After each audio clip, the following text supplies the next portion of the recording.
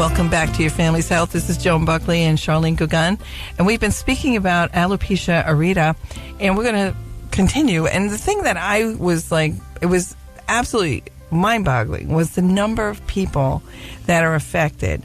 And it's, the numbers that we have here, and some of the stuff has been supplied by you, thank you very much, but greater than 6.5 million people in the United States and 146 million people in the world. That's huge. Yeah. And how come nobody knows about it? Because I guess it's taboo. Like, it's hair loss. People don't want maybe to talk about it. It's like one of the things, like, you're a woman and you're bald, and maybe you don't want the entire world to know about it. So you don't go out and you don't talk about it, or there's no treatment. So it's, like, hard to be, I don't know.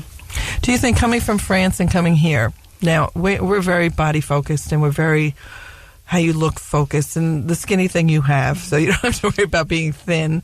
But do you think it's different here in the United States than it was for you in France, or just the fact that you're older and you have a better understanding of who you are, and that those pieces kind of came together more recently than when you were growing up? Very recently, actually, like 3 years ago.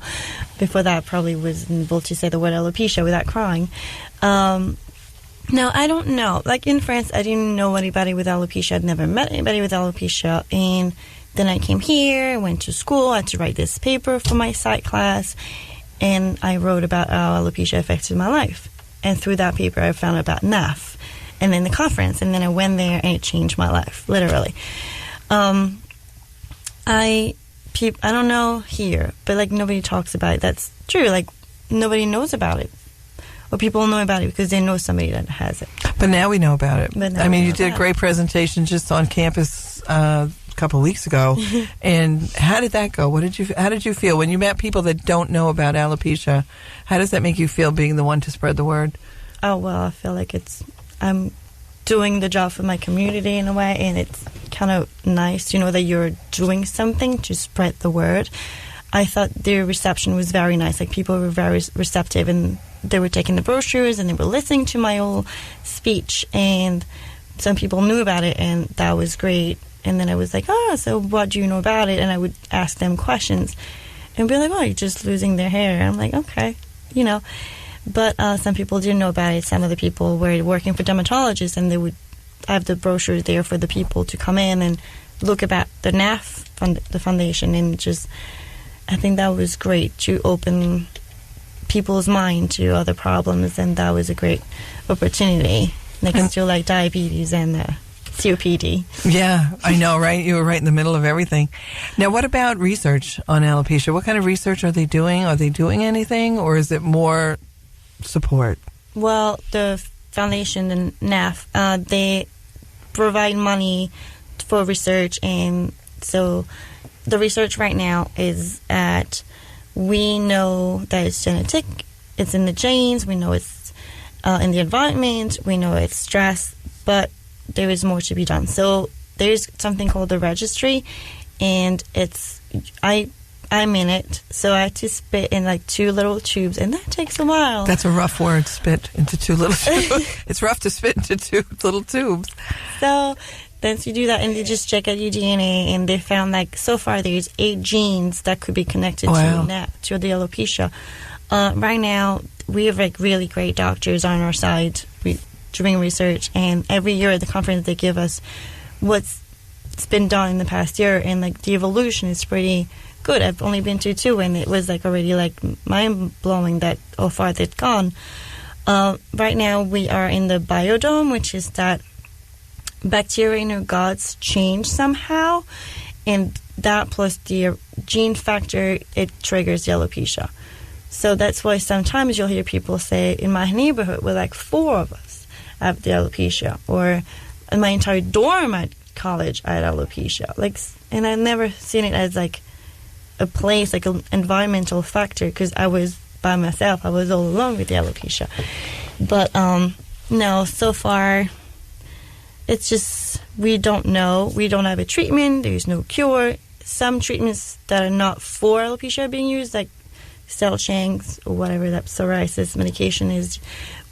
Some people have done clinical trials with it, and it grows back. The hair grows back, but once you stop the treatment, it falls out. So we need something that's going to stay. Right. And like you said before, with the steroids, the injections might work for a little bit, but they have so many side effects. Yeah. And you have to look at the pros and the cons. Now, what would you say would be, I don't know, what's a pro for having alopecia? Now, there are levels of alopecia, too, which we didn't really go into. Yes. But I noticed during the health fair, you said, feel my arm, I have no arm hair. Yeah. So what are the levels of alopecia that people could be experiencing and not even really realize it's alopecia? Yeah, alopecia areata in itself is the patchy alopecia. So it's like you have patches here and there. You can just have like one patch in your hair, one patch in your beard if you're a boy or be a man. woman. A man. Or a hairy man, hairy woman, yeah. So, no, you would have just like one little patch, or little patches here and there, and you can just maybe try to cover it. Sometimes it gets too patchy to cover it, and you can wear a hat. But then there's totalis, alopecia totalis, which is your head. You just lose your hair on your head. And then there's totalis, which is, like you said, the one I have, which is total hair loss from head to toe. So no eyelashes, no eyebrows. I mean, you could only lose your eyebrows or your eyelashes and keep your entire body of hair. So it just like it varies. Yeah. Very, very, very. So yeah, no eyebrows, no leg hair. So it's good. Like when summer comes, you don't have to worry about getting bikini ready or anything. Your legs are already smooth. So what's the cons? Those are the pros. What's the cons? It might take a long time for you to accept you as you are and what you look like. Your self-esteem goes down. Your confidence go way down.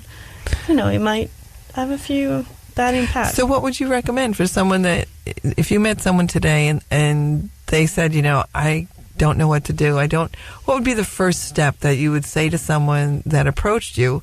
And I'm sure people will approach you because you are out there and you are promoting awareness of alopecia areata. What would be the first thing you'd say to someone who's going through what you went through?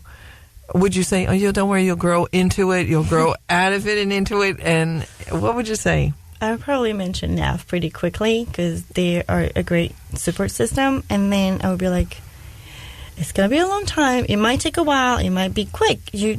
Some people are very okay with it. It took me like more than 20 years to be okay with it. So I would be like, you might feel better at some point. It's okay to feel depressed. It's okay to feel anxious. Anxiety, it's going to be a thing. But just get people around you that are going to just love you and support you. And definitely call NAF and go to the conference and meet other people like you and just talk to them and see what's out there, what they're going through, what they went through, and how they came out of it. So that'd be the first thing, huh? What would be the second thing? I don't know. Run. No. Go to Amazon and get wigs there. Wigs. Let me tell you, that's a lot of fun, right? Change the wig if you're doing it for fun. But when you're doing it every day as part of your grooming, it probably could get a little played.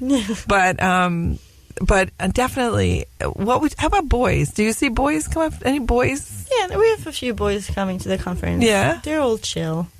And that's what they say, but, miserable. Huh? And girls are like, No. No, we're all good. Once we go to the conference, we all look the same, so we all like normal. But what do some of the young men say? What were some of their challenges accepting themselves? Well, sometimes. Some have a hard time. Like, bullying is out there for everyone. Okay. So, but I don't know. They always seem more like, okay. I'm sure they're not. I have to talk more to them. But, no, some guys have, like, YouTube channels, and they talk about their alopecia and how they just lost their hair, and out of nowhere they woke up one morning with, like, their hair on the pillow. And we're like, okay, what's happening to me? But once they were like, oh, okay, not that bad. How about famous people? We know there are famous people that have alopecia. Yeah, well, this guy, I forgot his name, from the X-Men. Yes, what's his name? Patrick Stewart. Yeah. This guy is alopecia. This guy, we're fans. This guy. Other, like, basketball player with Charlie Villanueva. We have the football player from the Pittsburgh Steelers, Ryan Shazier, and other people that are famous, like Olympian gold medalists have alopecia, and it didn't stop them. And it's And these actors, I don't know his name, but he's an actor, and he played in Bridesmaid and some other movies. I'm terrible. No, I'm terrible. I don't watch enough TV. But so they're out there. And more, do you think that now that you've been actually promoting awareness for this alopecia areata, do you feel differently about yourself? You're nodding. We can't see that. I'm nodding. I'm nodding. Yes. Just this past few years has been a big step for me in my alopecia and accepting it.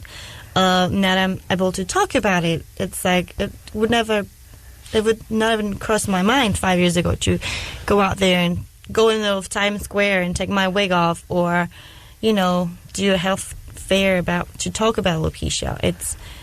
I'm more confident about it, and I think that going to the conference and meeting the people that are okay not wearing wigs every day or just okay with themselves, that really helped, because sometimes you feel quite lonely and anxious about life. If you had a takeaway message that you wanted to leave the listening audience with, waving. If you wanted to leave the listening audience with one big takeaway message, what would it be?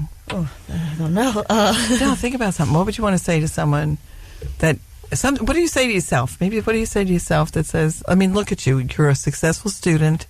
You're a successful young woman. You have a lovely employment. You have support. You've got it all. I do. So what would you say to someone that's not so sure?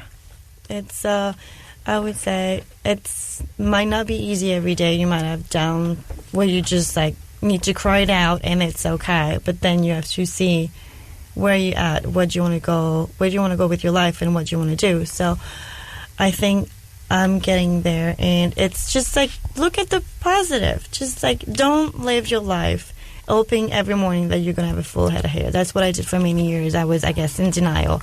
Would wake up one morning with a full head of hair. That's not how it works, like in the commercial. That's not how it works. Just stop hoping for a different life and start living your life. That's what I realized, and I was like, okay, I have a life. I have to start living it, because hoping for a different one was just taking me nowhere. That's excellent. That is really a great takeaway. And we want to thank our guest, Charline Guegan, for being with us today. Thank you. And we want to thank our listening audience also. Thank you.